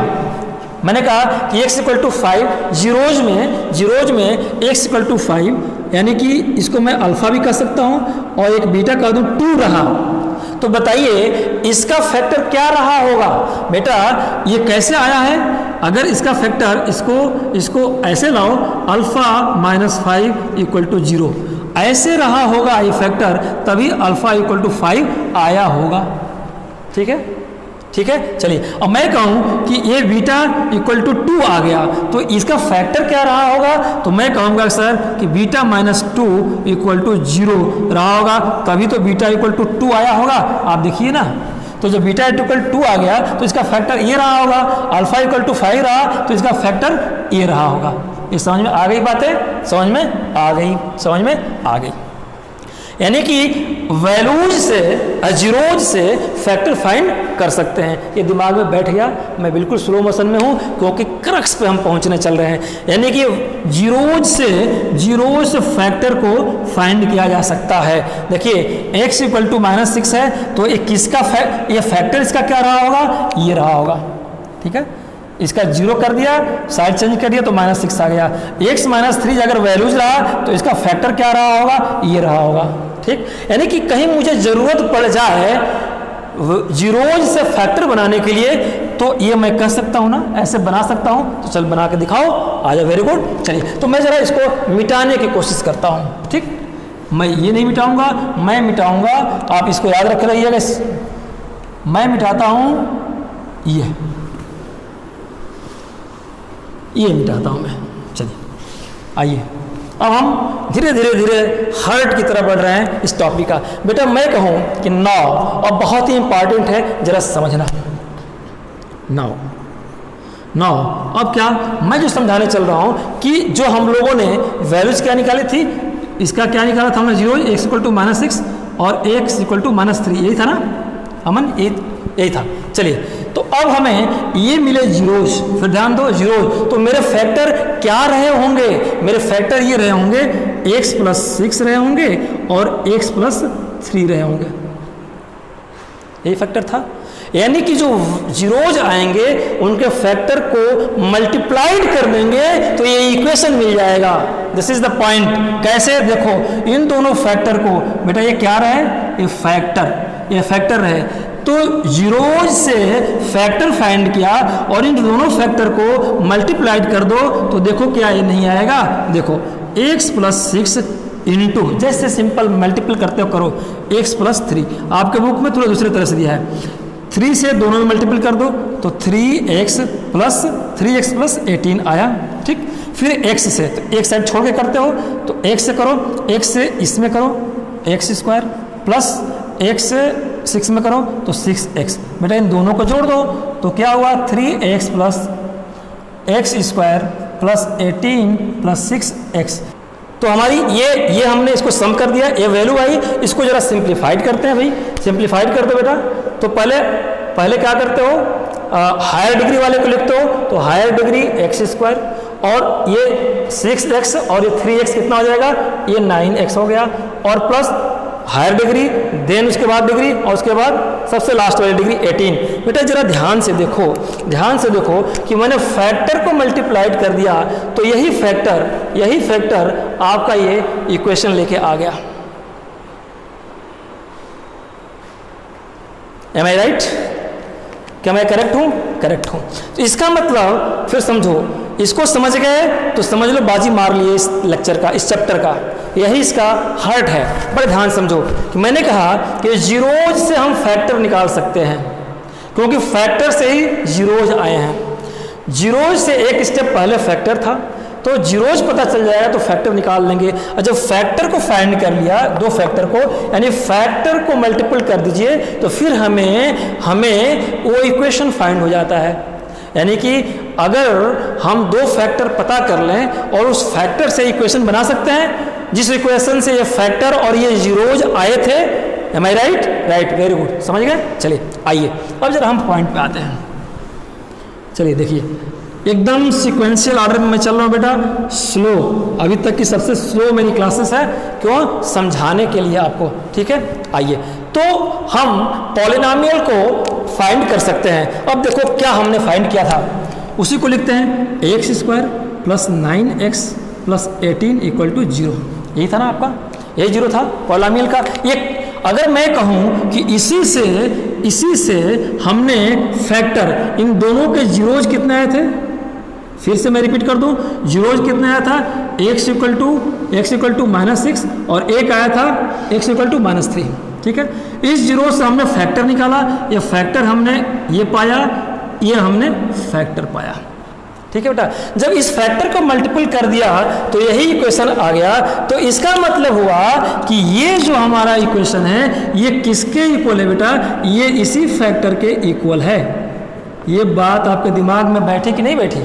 जब फैक्टर को मल्टीप्लाई किया और यही इक्वेशन आ गया, इसका मतलब कि this quadratic equation is equal to factor.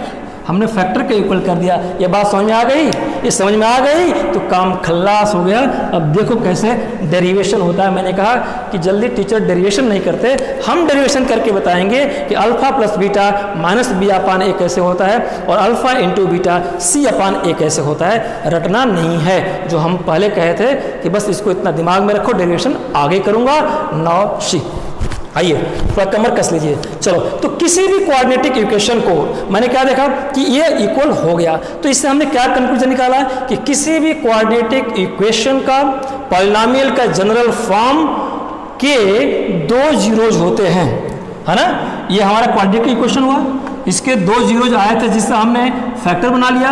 तो इसी तरह से जो इसका एल्जेब्रिक इक्वेशन होगा ax² plus bx plus C equal to 0, इसके भी दो फैक्टर इसी तरह के होंगे कि नहीं होंगे? होंगे ना। जब इस क्वाड्रेटिक इक्वेशन के दो फैक्टर आए तो इसका जो एल्जेब्रिक इक्वेशन होगा इसके भी दो फैक्टर होंगे। फैक्टर पता नहीं है तो उस फैक्टर को हम अल्फा और बीटा एज्यूम कर लेंगे। कोई बुराई है? कोई बुराई नहीं है। तो दो जीरो होंगे, इन जीरो के कौन कौन से जीरो होंगे? We have two zeros alpha and beta. बड़े ध्यान से कहानी को समझो। तो जब अल्फा और बेटा दो जीरोज होगा, ये अल्फा और बीटा दो जीरो होगा। क्या जीरो होगा? एक होगा अल्फा और एक बीटा। तो इस जीरो से फैक्टर बना सकते हो कि नहीं बना सकते हो? ये जीरोज आए तो किस चीज के फैक्टर आए होंगे? चलो, तो अल्फा का फैक्टर है ना, फैक्टर ऑफ अल्फा। क्या समझो, अल्फा का फैक्टर क्या होगा, क्या रहा होगा, या अल्फा क्या रहा होगा? माइनस अल्फा ही रहा होगा ना, माइनस अल्फा रहा होगा, तभी तो ये अल्फा आया। ठीक है, तो अल्फा का फैक्टर माइनस अल्फा क्या होगा? वाज टू बी या इज टू बी रहा होगा, है ना, ये रहा होगा। ऐसे ही फैक्टर क्या रहा होगा? फैक्टर ऑफ बीटा क्या रहा होगा? Minus beta is to b. बात समझ में आ गई? ये रहा होगा, क्या रहा होगा? ये ऐसा लिख लो हिंदी में, रहा होगा, है ना। क्या रहा होगा? ये रहा होगा। चलिए, बात समझ में आ गई? बात समझ में आ गई। जब बेटा ये रहा होगा तो फैक्टर क्या रहा होगा? तो फैक्टर क्या रहा होगा बताइए? दो जीरोस थे अल्फा और बीटा, और फैक्टर इनका हमने बना दिया कि एक रहा होगा माइनस अल्फा, एक माइनस बीटा। तो फैक्टर बनाओ इसका। सर जी इसका फैक्टर बनाओ। तो मैंने कहा है कि लो भाई फैक्टर तो सिंपल सी बात है। ये अगर क्वाड्रेटिक इक्वेशन में एक्स टर्म्स आए होंगे वेरिएबल्स, तो ये क्या रहा होगा बेटा? एक्स माइनस अल्फा रहा होगा, एक रहा होगा, और ये रहा होगा एक्स माइनस बीटा। और फिर इसको ब्रैकेट में जरा समझने के लिए लिख लीजिए। एक्स माइनस अल्फा क्यों लिखा? एक्स माइनस बीटा क्यों? जरा यहाँ समझो। X minus alpha equal to 0 करोगे भाई, टू फैक्टर मैंने बताया था ना 0, तो चाहे इसको 0 मानो चाहे इसको 0 मानो, तो x minus alpha equal to 0, तो एक्स इक्वल टू कितना होगा? अल्फा। एक्स इक्वल टू कितना होगा आपका? अल्फा। ठीक है, चलिए। और ऐसे ही एक्स माइनस बीटा कर लो 0, तो एक्स कितना होगा आपका? बीटा, है ना। तो अल्फा और बीटा को ही तो मैंने फैक्टर माना था। ये दोनों फैक्टर देखो आ गए ना। तो ये अगर वैल्यूज हैं, जीरोज हैं, अगर ये जीरोज हैं तो ये फैक्टर्स होंगे। बात समझ में आई? अगर ये जीरोज हैं अल्फा और बीटा, तो ये जीरोज के फैक्टर क्या रहे होंगे? ये रहे होंगे। ये मैंने प्रूफ करके दिखा दिया। बात समझ में आई? ये फैक्टर रहे होंगे। आइए अब मैं इसको मिटाता हूँ। फैक्टर बना लिया तो बेटा ये क्या कहलाए? ये हमारे क्या कहलाए? ये फैक्टर कहलाए। ये क्या कहलाए? फैक्टर। ये factor of zeros alpha and beta. ये बात समझ में आ गई, ये हमारे फैक्टर है। अब जरा ध्यान से समझो इसका डेरिवेशन। बात समझ, जब ये फैक्टर रहे किसका, इसका, तो ये फैक्टर इन दोनों का जब मल्टीप्लिकेशन करोगे तो इसके बराबर, दोनों का जब मल्टीप्लिकेशन करोगे तो अपने इक्वेशन के बराबर ये हो जाएंगे, अपने इक्वेशन के बराबर हो जाएंगे। मतलब कि हमारा अलजेब्रिक, ये दिख रहा है यहाँ से, नहीं दिख रहा है, चलिए a x square plus B x plus c, ये हमारा इक्वेशन रहा, ये इक्वेशन रहा। ये किसके बराबर होंगे, इन्हीं दोनों फैक्टर के, इन्हीं दोनों फैक्टर के बराबर होंगे। ये इक्वल टू कितने के होंगे बेटा, ये होंगे एक्स माइनस अल्फा और एक्स माइनस बीटा, ये दोनों बराबर होंगे। ये अभी हम लोग देखे थे, क्योंकि इन दोनों को जब एक्सपेंड करेंगे तो यही आना चाहिए, यही आना चाहिए। बात समझ में आई, यही आपका आना चाहिए। अब देखो इन दोनों को जरा एक्सपेंड करके देख लो, दोनों को एक्सपेंड करके देखो क्या आता है। तो आएगा a x square plus B x plus C equal to, दोनों का मल्टीपल कर लो। आइए मैं प्रूफ दिखा देता हूँ कि क्या आएगा। X minus alpha into x minus beta, इन दोनों को जरा यहाँ मल्टीपल करके देखो। X minus alpha into x minus beta, इन दोनों को मल्टीपल कर लो, इससे इसमें, इससे इसमें, एक्स स्क्वायर और ये माइनस है तो minus x into alpha, x into alpha. फिर अब इससे करेंगे दोनों में तो ये क्या आएगा, माइनस, यहाँ कर लेंगे माइनस एक्स इंटू बीटा, और इन दोनों में करेंगे तो प्लस अल्फ़ा इंटू बीटा। अब करिए साहब, बड़ी डिग्री पहले, minus x alpha minus x beta plus alpha into beta, ठीक है, एक्स बीटा, यही आया ना। चलिए ये आया। अब यहाँ पे मैं लिख लेता हूँ क्या, सीधे x square minus x alpha minus x beta beta आया और प्लस अल्फ़ा इंटू बीटा आया। ये बात समझ में आई, ये बात समझ में आ गई, ये बात समझ में आई, इस बात समझ में आ गई। अब देखो जरा ध्यान से कि जब एक्स स्क्वायर अल्फ़ा आया, x square minus x alpha minus x beta plus alpha beta, तो देखो कि x square plus B x plus C equal to ये आया, मैंने कैलकुलेट किया। बेटा यहाँ पे एक मैं कांस्टेंट लगाऊंगा, क्यों लगाऊंगा बता दे रहा हूँ। यहाँ पे एक मैं के लगाऊंगा, यहाँ पे क्योंकि ऐसे तो इसकी ज़रूरत नहीं है, लेकिन कभी कभी ऐसा एक्सप्रेशन आ जाता है कि ब्रैकेट में ऐसा पड़ जाता है, जैसे देखो 4x प्लस 8 आ जाएगा, तो इसमें 4 कॉमन लेना पड़ता है, 4 कॉमन लेना पड़ता है, तो x प्लस 8, तो ये 4 ही कांस्टेंट एक तरह से कोफिशिएंट है ना, तो हमने एक कोफिशिएंट पहले ले लिया कि ऐसा भी आ सकता है। ये आप चाहो तो छोड़ दो, कोई बात नहीं है, लेकिन ले लेना चाहिए, ये समझने के लिए मैंने ले लिया, ठीक है। तो ये हमारा फैक्टर्स हुए और इस फैक्टर्स को ही मल्टीपल करके मैंने दिखाया था, तो ये हमारा इसके बराबर आ गया था। तो यानी कि दोनों इक्वल है, तो मैंने भी मान लिया इक्वल, एक कांस्टेंट के लगा दिया यहाँ पे। चलिए अब इसको फिर देखो जरा सिंप्लीफाई करते हैं, b x plus C equal to k. अब इसमें ये एक्स स्क्वायर है हमारा, इसमें जरा बेटा कॉमन लो, दोनों में एक्स कॉमन है, माइनस एक्स, ये माइनस पहले ले लिए, एक्स से एक्स कैंसिल हो गया, तो ये अल्फ़ा आया और इस माइनस से क्या हो गया, प्लस हो गया, ये बीटा आ गया और प्लस अल्फ़ा इंटू बीटा।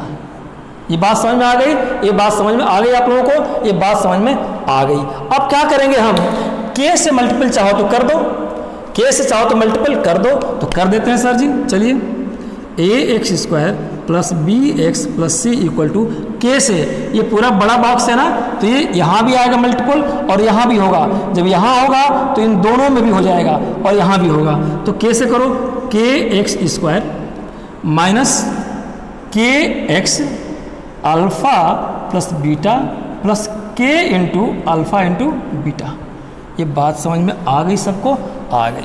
आइए सर जी थोड़ा सा अरेंज करते हैं इसको, b x plus C equal to k x square. इसको जरा हम किस फॉर्म में हमें देखना है, इस फॉर्म में, तो x इधर है ना, हम x को इधर कर लेते हैं, या के एक्स दोनों को कर लेते हैं इधर।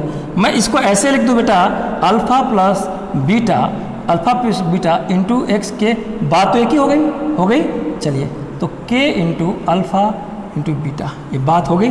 आइए अब यहाँ पे देखो आपका ये टर्निंग लेगा, कैसे हम निकालेंगे बेटा। अब यहाँ पे हम कंपैरिजन करने की कोशिश करेंगे। किससे कंपैरिजन करेंगे? आपके फंडामेंटल इक्वेशन से। कैसे? देखो, ax square plus bx plus c, यही था ना। ये कौन सा है? ये जनरल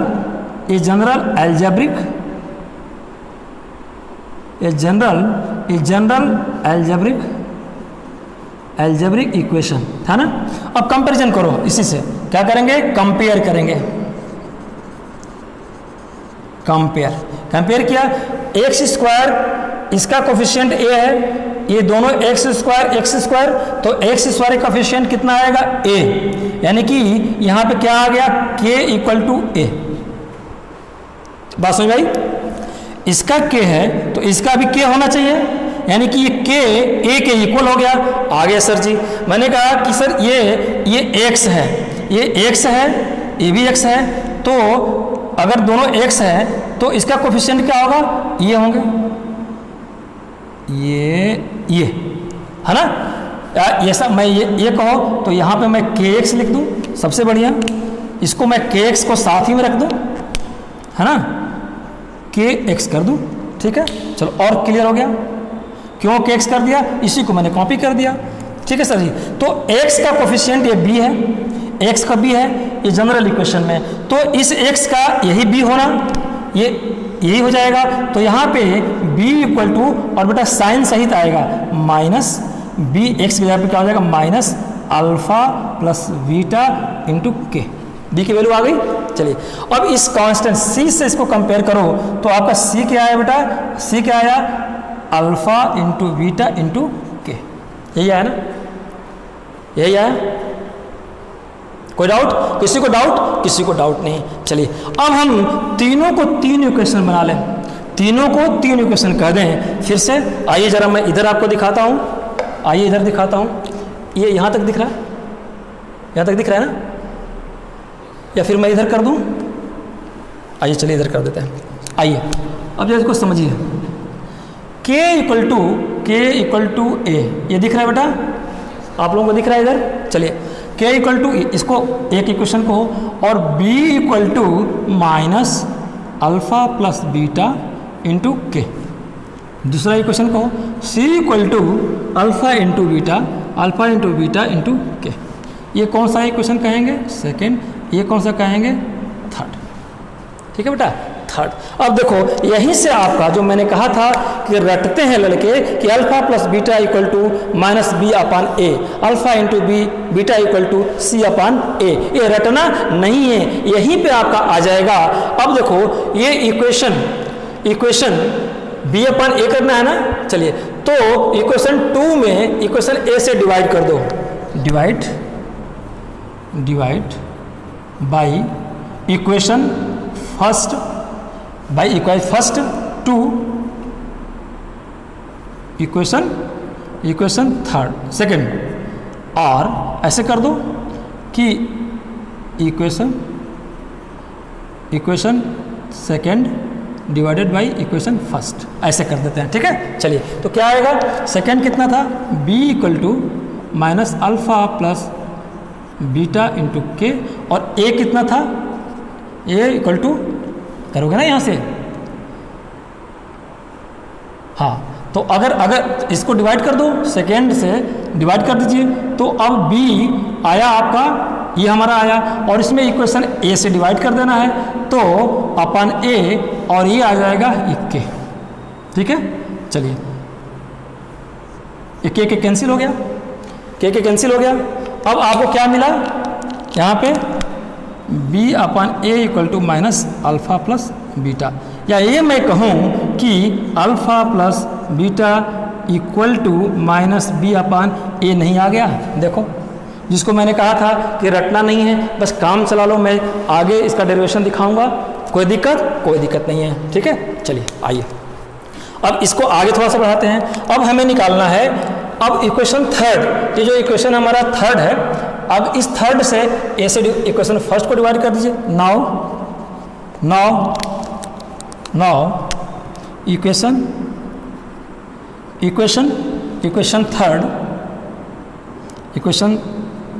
थर्ड बाई या इक्वेशन थर्ड ऐसे कर दो डिवाइडेड बाई फर्स्ट। तो इक्वेशन थर्ड लिखिए C equal to alpha into beta into k, और इसको डिवाइड कर देना है किससे, फर्स्ट से।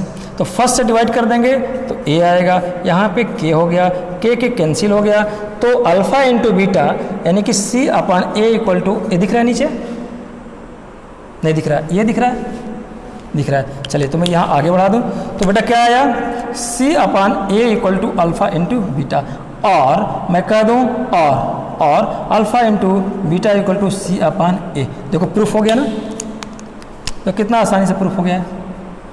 जो हमने स्टार्टिंग में बताया था कि दो जीरोज का सम, ये दो जीरोज का सम माइनस बी अपान ए होता है, और दो जीरोज का मल्टीपल सी अपान ए। ये इसका मतलब जरा समझ लो अपने इस इक्वेशन पे। आइए इस इक्वेशन पे जरा इसका मतलब समझ लीजिए, ये इक्वेशन आपका है, इसी पे मतलब समझा दूँ। अब देखो डायरेक्ट इसका दो जीरोज का वैल्यू निकालनी हो तो निकाल सकते हो। कैसे, मैं कहूँ कि alpha plus beta equal to, तो ये कंपेरिजन करो, ये बी अपान ए ना, तो बी कौन सा है, इस पर ये देख लो, ये a x square plus B x plus c, इससे कंपेरिजन करो, ये वैल्यू कुछ नहीं है तो 1 है, ये मल्टीपल 1 है, तो ए की वैल्यू कितना आई, ए की वैल्यू कितना आई यहाँ पे 1। देखो कंपेरिजन करो, x का कोफिशिएंट ए तो x का 1, तो a और 1 बराबर हो गए। अब देखो b का x का कोफिशिएंट b, तो 9 का x का कोफिशिएंट 9 होगा, यानी कि b इक्वल टू 9, और इस c का कोफिशिएंट 18, ये दिख रहा है इधर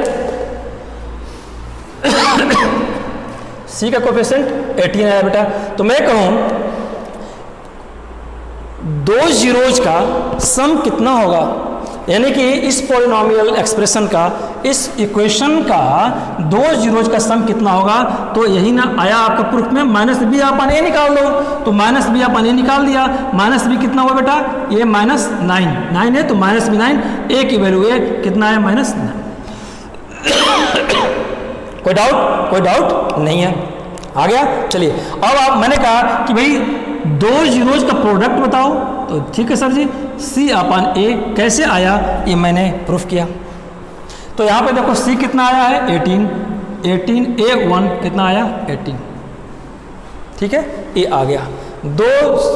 दो जीरोज का सम दिस, दो जीरोज का मल्टीपल दिस। बेटा ये था हमें आज के लेक्चर का बताने का ऑब्जेक्टिव, ठीक है। आइए तो अब इसका फॉर्मुलेटिंग रूप में हम इसको क्या समझेंगे, ये लिख दूं मैं, ठीक है। चलिए तो कुल मिलाकर के बात निकल के यही आई कि इसको भी मिटा दूं मैं, मेरे समझाने के लिए जगह चाहिए। बात निकल के बेटा कुल यही आई कि अगर हमें निकालना हो सम ऑफ जीरोज, हमें निकालना हो सम ऑफ जीरोज किसका, क्वाड्रेटिक इक्वेशन का, ठीक है। तो कैसे निकालेंगे, alpha plus beta equal to minus b upon a. अगर हमें प्रोडक्ट ऑफ, जो मैंने पहले बताया था इसी लेक्चर में, वो आ गई बात ना, प्रोडक्ट ऑफ जीरोज निकालना हो, alpha into beta upon C upon a. ये कैसे आया, रटना नहीं है, ऐसे आया। बात समझ में आई, बात समझ में आ गई। तो यू कैन से, क्या मैंने कहा, यू कैन से, इसको कैसे थोड़ा बहुत सुंदर तरीके से कह सकते हैं कि अल्फा प्लस बीटा, इसको कह सकते हैं सुंदर तरीके से कि alpha plus beta, alpha beta क्या है, जीरोज है, alpha plus beta equal to coefficient of x. देखो जो इक्वेशन था उसमें मैंने लिखा था कोफिशिएंट ऑफ एक्स था ना, कोएफिशिएंट, ये दिख रहा है बेटा, यहाँ तक दिख रहा है, coefficient of x divided by coefficient of x square, coefficient of x square, है ना। और यही हमारा क्या था, यहाँ पे माइनस रहेगा, ध्यान रहेगा आपको, यहाँ माइनस रहेगा, तो यही क्या था, माइनस बी अपान ए था, ठीक है। चलिए अब प्रोडक्ट ऑफ, यानी कि अल्फा इंटू बीटा को क्या लिख सकते हैं कि कांस्टेंट टर्म अपान, देखो यहीं पे कांस्टेंट टर्म है ना, ये दिख रहा है बेटा, ये दिख रहा है, लिख रहा हूँ, constant term upon constant upon coefficient of x square, coefficient of x square. और यही बेटा था आपका सी अपान, यही था सी अपान ए। ये पहले मैंने लिखवाया था, लेकिन मैंने कहा था कि बस दिमाग में रखना, हम इसका डेरिवेशन करेंगे, डेरिवेशन करके हमने ये बात निकाल लिया। तो आपको दिमाग में रखना है कि जीरोज का सम कोफिशिएंट ऑफ एक्स, यानी कि फिर मैं निकाल दूं, अगर मैं अब चाहूँ तो यहाँ पे मैं एक्सप्रेशन लिख दूँ, यहाँ पे मैं लिख देता हूँ एक्सप्रेशन। जैसे मैंने वही क्वेश्चन ले लीजिए जो आपने लिया था, क्या लिया था, मान लो एक नया ले लो, एक नया क्वेश्चन ले लो। चलिए 5x स्क्वायर, आप बताओ, कोई बता दो तुम लोग। 2x plus 3 equal to 0। अब चलो हमें निकालना है ये दो जीरोज का वैल्यूज, दो जीरोज निकालने हैं। तो इसमें अल्फा प्लस बीटा क्या निकाल लोगे, coefficient of x. Coefficient of x क्या है, ये है 2, माइनस रहेगा तो -2 divided by coefficient of x square, ये 5, ये आपका आया -2/5। This is your answer. और दोनों का प्रोडक्ट ये दिख रहा है आपको, दोनों का प्रोडक्ट क्या था, सी अपान, सी कितना है 3 अपान कोफिशिएंट ऑफ एक्स स्क्वायर, तो ये 3 रहेगा, इसकी वैल्यू लिख दीजिए, और 5, ये कितना आएगा 3/5। This is your answer, this is your answer. कोई दिक्कत नहीं। तो देखो कितना इजी हो गया, अगर ये दिमाग में रहे कैसे, लेकिन डेरिवेशन भी आना चाहिए। ये कैसे डेरिवेशन आया ये दिमाग में है। फिर से एक बार मैं लास्ट में कर दूं, हमें अलजेब्रिक इक्वेशन लिखना है, और हमने ये प्रूफ किया था कि दो फैक्टर जीरो से फैक्टर बना सकते हैं, और दोनों फैक्टर को मल्टीपल कर दें तो हमारा वही इक्वेशन आ जाता है। यानी कि ये फैक्टर हमारे अल्फ़ा और बीटा दो हैं, जीरोज हैं, इन जीरो से मैंने फैक्टर 2 बनाया, ये दोनों मिलकर क्या बने, दोनों ये क्या कह रहा है, फैक्टर। तो ये जब इक्वल है, दोनों को सॉल्व कर देंगे तो इक्वल हो जाना चाहिए। तो मैंने इक्वल किया हमने कांस्टेंट, ये की क्यों लगाया हमने, एक पहले ही कोफिशिएंट लगाया। कभी कभी कॉमन में न्यूमेरिकल बड़ा होता है, अंदर दो फिगर बड़ी होती है तो कॉमन लेने होते हैं, इसलिए मैंने लगा दिया। ठीक है, इस तरह से सॉल्व किया, इक्वल किया, इसको ओपन किया, अरेंज किया, इस शेप में आया, और फिर इसी से हमने कंपैरिजन कर दिया। ए बी सी की अल्फा प्लस बी की वैल्यू निकाल ली, अल्फा इंटू बी की ये हमने वैल्यू निकाल ली। ठीक है, वैल्यू निकाल लिया, और इसको हमने नरेट कर दिया ये कि sum of zeros alpha plus beta equal to -b/a, product of zeros alpha into beta equal to c/a। यानी ये जीरोज हैं जिनका सम इतना आएगा और जिनका प्रोडक्ट इतना आएगा। इससे हमें लाभ क्या हुआ, लाभ ये हुआ बेटा कि डायरेक्ट आप निकाल सकते हो। अगर पूछे कि सम ऑफ जीरोज निकालो तो आप अलजेब्रिक इक्वेशन को दिमाग में रखो, नीचे लिख दो। आप जैसे ये इक्वेशन है, इसके नीचे ये इक्वेशन को लिख दो और कंपेयर कर दो, यही दो आपके आएंगे जीरोज, तो फटाफट प्लस निकल गया ये और प्रोडक्ट निकल गया ए। Answer is this. तो स्टूडेंट्स ये रहा आज का लेक्चर 2, जिसमें हमने कोशिश किया था एक टिपिकल चीज़ को सॉल्व करने के लिए और समझाने के लिए। आई थिंक होप सो कि यू हैव लर्न सिस्टमेटिकली, और आपको समझ में आ गया होगा। स्टूडेंट नहीं समझ में आया होगा आप मुझे कॉल करिएगा, फिर बताऊंगा। अगर आज का लेक्चर अच्छा लगा तो शेयर करिए, लाइक करिए, सब्सक्राइब करना ना भूलिए students. Thank you very much. अगला वीडियो इसी सीरीज में इसके आगे का हम देंगे, वेट करिए, just 24 hour. Thank you very much.